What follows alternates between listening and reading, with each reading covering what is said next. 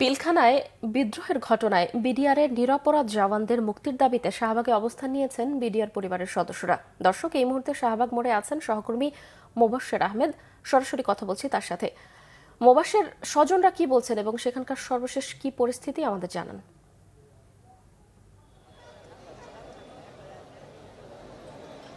জি, আমি এখন অবস্থান করছি শাহবাগের যেই থানা, সেই থানার যেই একদমই সামনে, এবং এখানে 2009 সালের যেই বিডিআর হত্যাকাণ্ডটি ঘটেছিল, আসলে সেই হত্যাকাণ্ডের ফলে যারা ভুক্তভোগী, আসলে যারা স্বজন এবং যারা অনেক মামলার শিকার হয়েছেন, তারা আসলে এখানে অবস্থান কর্মসূচি নিয়েছেন।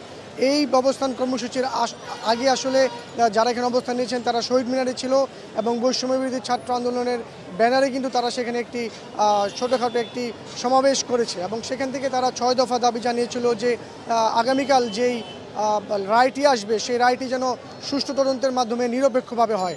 এবং আরও একটি বিষয় জানিয়ে রাখতে চাই যে এই স্বজনেরা যারা এখানে অবস্থান নিয়েছেন তারা কিন্তু বলছেন যে বিডিআরের মাঝে 2009 সালে যে হত্যাকাণ্ডটি হয়েছিল সেটা আসলে দুইটা ভাগে হয়েছিল, এবং তাদের যারা নিরপেক্ষ আসলে তারাই অবস্থান নিয়েছেন, এবং তারা বলছেন যে তাদের যে দাবি, অর্থাৎ তাদের যে পাওনা, চাকরির পুনর্বহাল এবং তাদের যে পাওনাগুলো আছে সেগুলো যেন তাদেরকে বুঝিয়ে দেয়।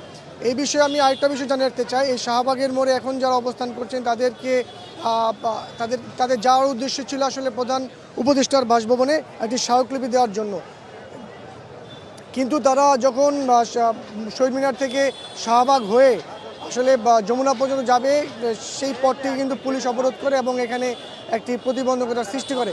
আমরা যদি আপনাদেরকে আরেকটি বিষয় জানাই, এখানে যারা অবস্থান করেছে তারা কিন্তু বিভিন্ন দাবি দাবা জানিয়েছে। তার মাঝে একটি সবচেয়ে বড় যে বিষয়টি তারা বলেছেন সেটি হলো আগামীকাল যে রায়টি হবে সেই রায়টি যেন সুষ্ঠুভাবে হয় এবং তাদের যে আশার যে প্রতিফলন সেটি যেন প্রকাশ পায়।